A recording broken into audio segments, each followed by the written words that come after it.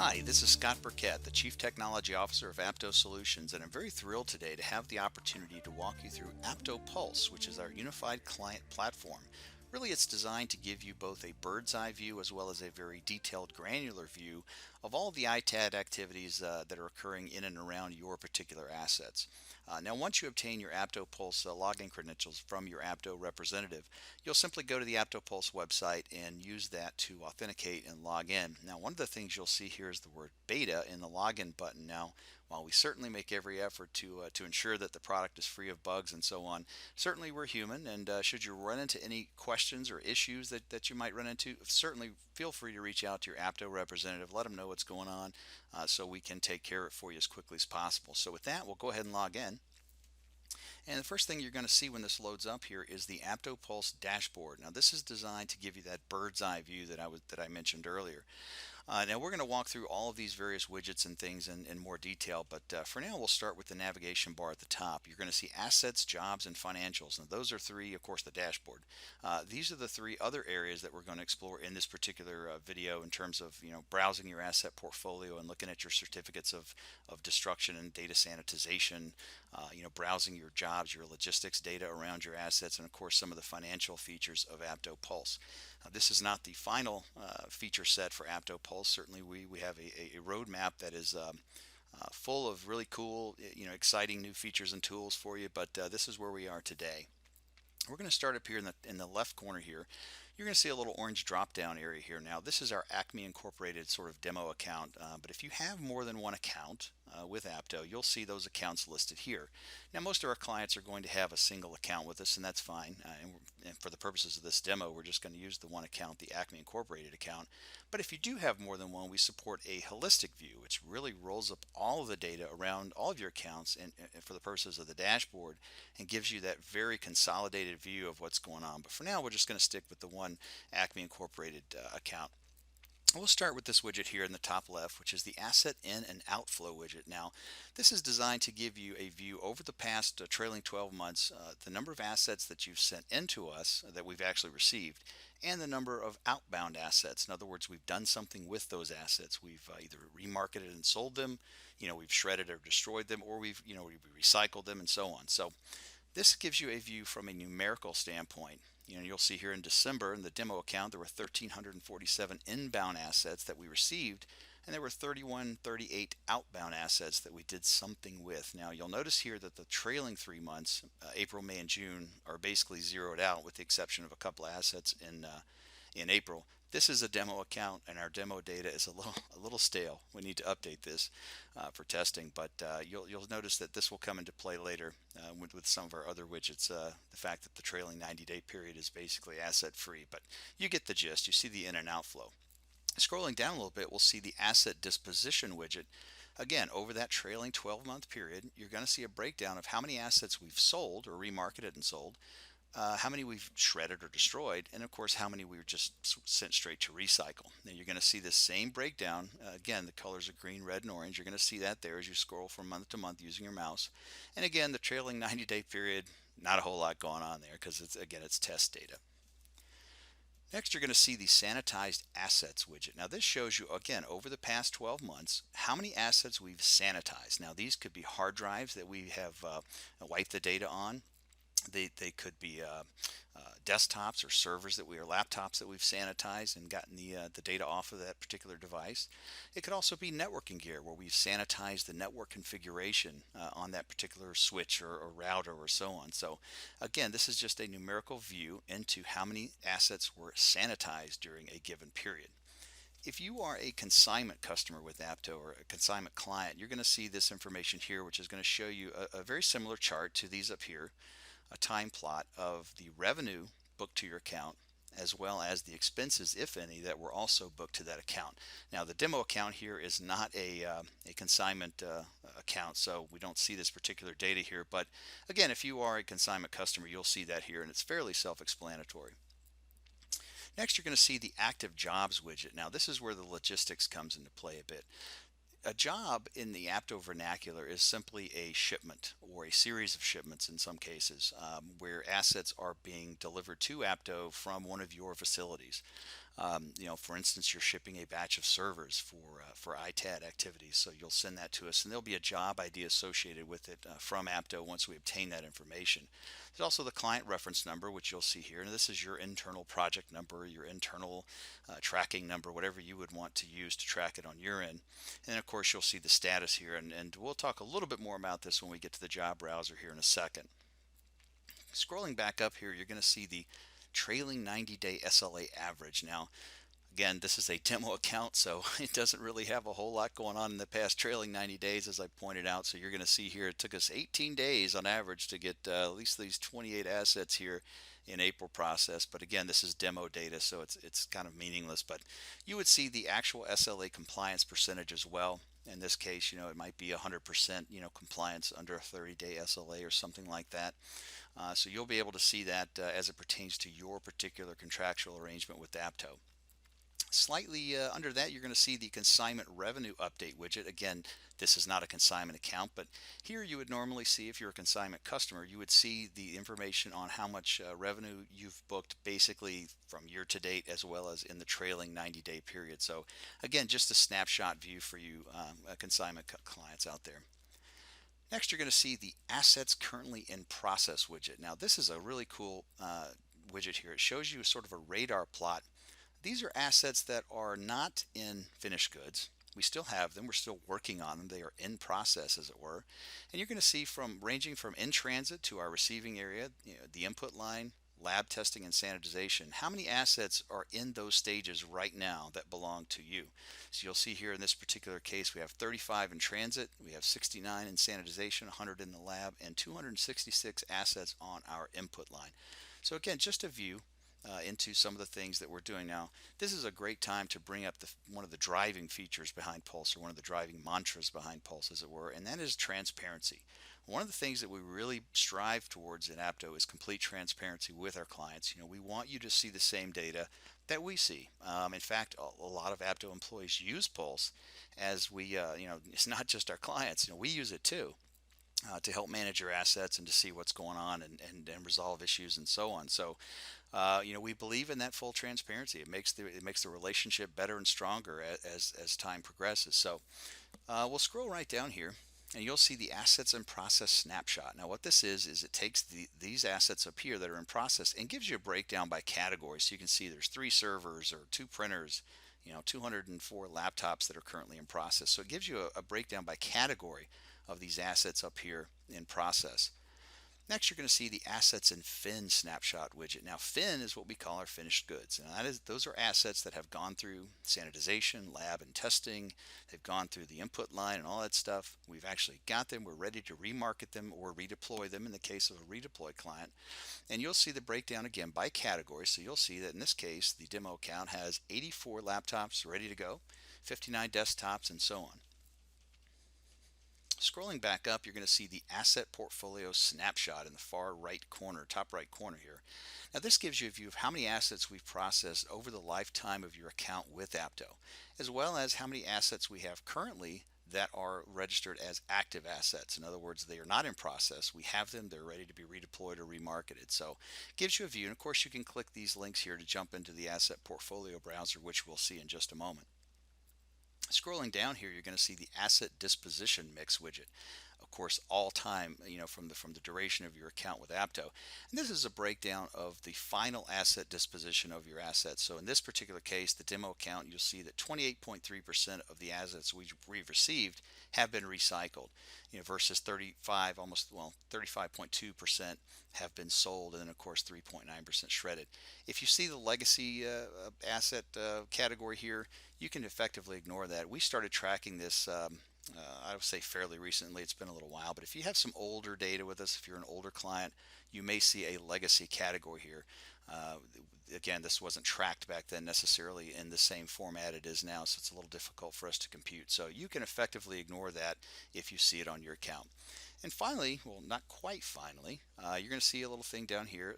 If you need help with any aspect of ITAD, you're a click away basically from learning more about our particular capabilities around that area. So we encourage you to click on those if you need particular assistance with something, and we'll see what we can do. Finally, down at the very bottom left, you're going to see a little teaser here. every one of these widgets are available to all of our clients. Every client we have is going to see the SLA and the active jobs and the in and outflow and all that kind of stuff. If you have a particular need for a widget, please feel free to reach out to us. Let's talk. Let's see what we can do. We want to be your technology partner more than just an ITAD vendor. So if you have an idea for a widget, or gee, wouldn't it be great if I could see the data in this particular way? Let us know. Let us know. We'll click this button here and give us the data dump on it, and we'll see what we can do with it. So we'll scroll back up here. We're going to go into the asset portfolio browser. Now we can get to it a couple of different ways. We could click these links here, as you see over here, browse the asset portfolio and so on. We can also click here in the assets in process, and we can see a particular slice of your assets, but we're just going to go up here to the assets menu option and choose asset portfolio. We're going to walk through this very quickly. It's somewhat self-explanatory, but there are a few things I think that are worth pointing out. The first thing you're going to see are all these filters at the top. You can restrict your view, of course, by category, by manufacturer, by part number, by serial number, a job number, or even the asset disposition itself. Now, these are your categories, these are your manufacturers, and these are your part numbers. This is not a complete empirical view into our data warehouse. These are the part numbers that you have in the system right now, the manufacturers that are attached to those part numbers, and then the categories that those assets are in. So this is your particular view. We're just going to leave the filters as they are for now. We're going to come down here. Of course, you can paginate. You can go through all of your different assets. There's 25, I think, at a time here.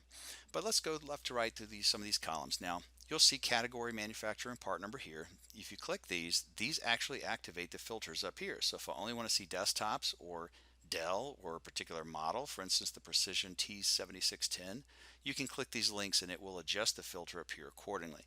You'll see the description here of that particular asset. Now, sometimes you'll see just simply desktop or all-in-one or things like that. But when you see a description that looks something like this is actually coming out of our NetSwiper software. So once we put your asset, in this case it's a desktop, into our NetSwipe lab, it automatically determines what sort of child assets or component assets are inside of that particular machine. So here you'll see that it has 2 Intel Xeon processors, it has 6 2 GB memory sticks, and so on. Again, a nice way to look at, hey, gee, what's in that particular asset. You'll see the serial number, of course, which is always important, when we received it, and you'll see the condition. Now, one of the things that we do on our input line is assign a condition to every asset. Now, a condition of A is pretty much factory sealed, never been touched, never been opened. Of course, most of the assets that we get are either end of life or going through a refresh or something like that, so they're not going to be an A. A B is a pretty solid asset, as it were. But based upon the damages to the machine, what works and what doesn't work with that particular asset, is going to change that condition. We'll look over here and you'll see the location column. Now the location is effectively a geographical location of that particular asset. Now you'll see here in this particular case, it's prefixed with GA underscore. That means it is in our Georgia facility. You'll scroll down here and you'll see other, these look like all of these are in Georgia. You'll also see something in the middle, which is effectively represents the process that it's in. In this case, this particular asset is in Georgia line. It's on the input line right now. And finally, the third number represents the physical location in the warehouse that it resides in currently. So this is in receiving still, Georgia receiving, and so on and so forth.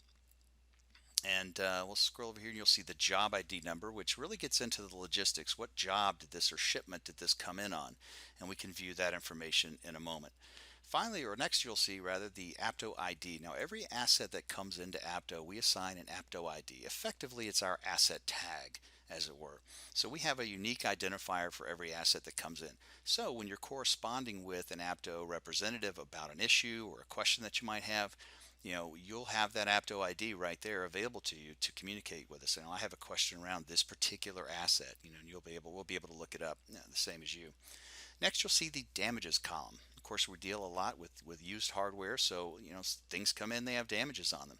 As you click on this, you'll see it pops up a little pop over there that just simply tells you, okay, this one has major scratches on the chassis, which is probably why it is graded as a C.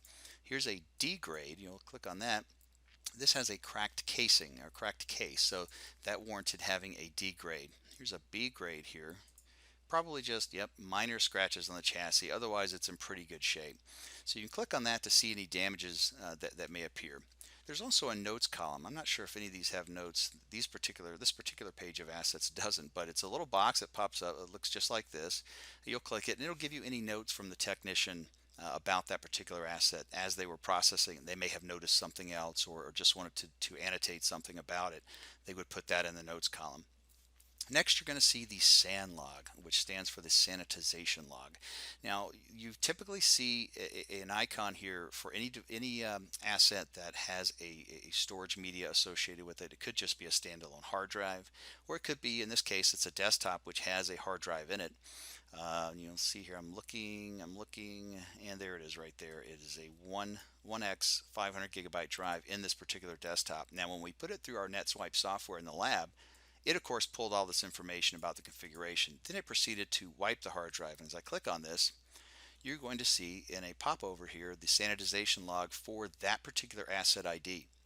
So you're going to see who did it, when they did it, of course the make and serial number of it, and there's our NetSwipe description again. And this is the actual swipe log where you can see our software scrubbing that device and effectively wiping it clean. And we make multiple passes here. You'll see there's 4 passes here, 1, 2, 3, and then a verify stage. And of course you'll see that the scrub was complete. Any issues that were reported, such as a reallocated sector, an IO error or anything like that, would also be reported here in the sanitization log, so you can see that information as well. If you'd like, you can click on the View Certificate, which will open up a new tab for you in your browser and give you a nice PDF, which is our Certificate of Data Sanitization. This shows you for this particular asset, on this particular time or date, this person sanitized the information on that device. So very handy to have, very, very, very handy to have when you need some certification that a device has been indeed sanitized. We'll close that up for now. Then of course we have a COD column, which is our certificate of destruction.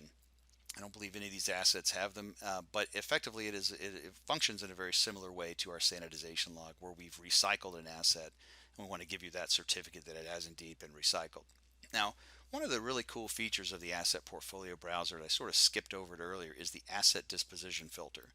Now right now I'm looking at all active assets, but if I'd like to break it down into any of the stages in our process, from in transit to receiving to the input line and so on, I can do that here.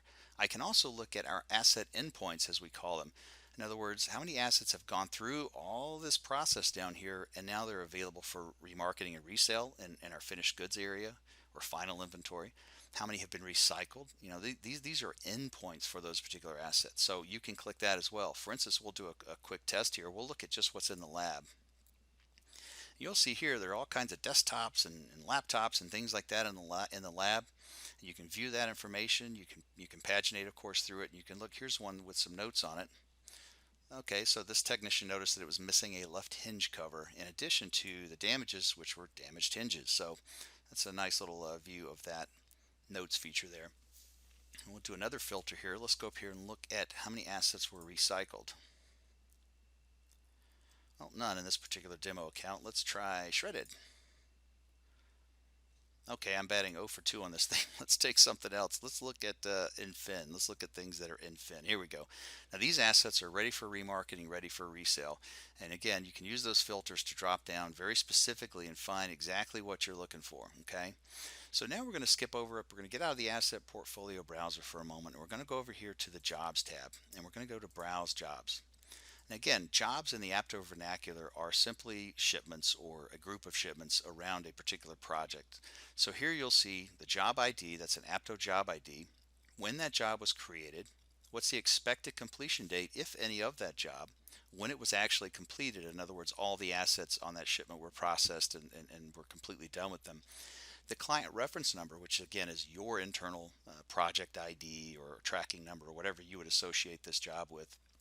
And then the carrier that is or had shipped those assets to Apto, and of course the shipping number. Now you can click on these shipping numbers to get the logistics data if this carrier is a known carrier to Apto. So you can click that. It'll open up a tab to that particular carrier's website with that shipping number and actually give you the details around that. Next, you'll see the destination. So these assets looks like they were all shipped to the Georgia facility, Apto's Georgia facility. The number of expected assets on that shipment, And then the status. So these are in transit. We've received this particular job. These are in process. These are complete, and so on. Now, Asset Track is really, really cool. This is one of my favorite features of AptoPulse. Let's take a job that's in process. Let's take this one here.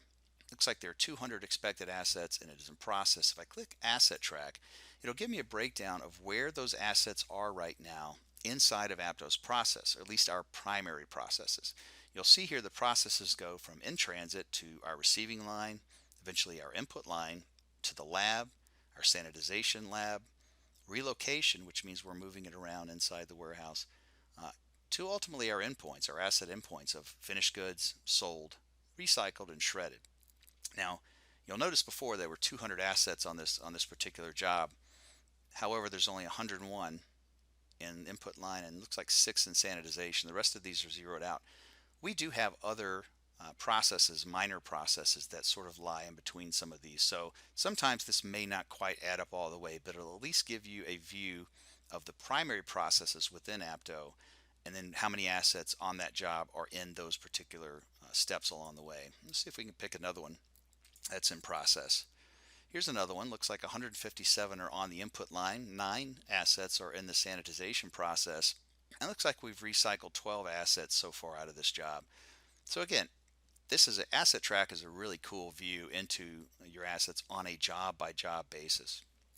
Now we're going to skip the create new job step now because it really is sort of worthy of its own video. But we'll jump over here very quickly to financials. Now, some of our accounts have what we call account summaries. If you're not familiar with them, you probably don't have them. But basically, it is a period-based summary of revenue for our consignment clients as well as expenses. But we're going to skip that for now.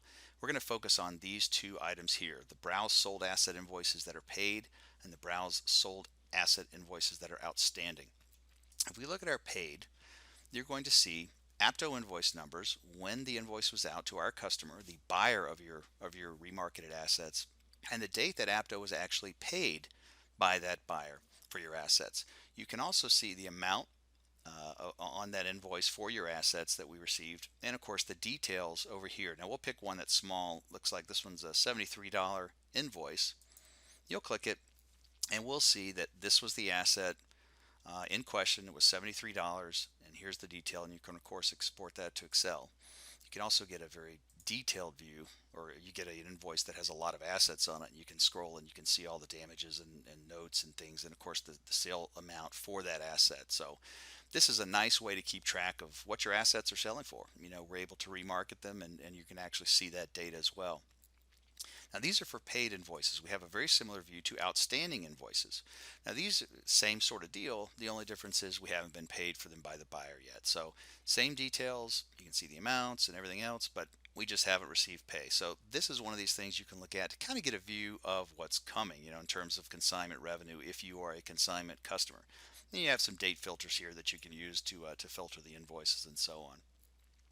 And really that's about it. You can also use this drop down to pick a different account if you'd like to view it.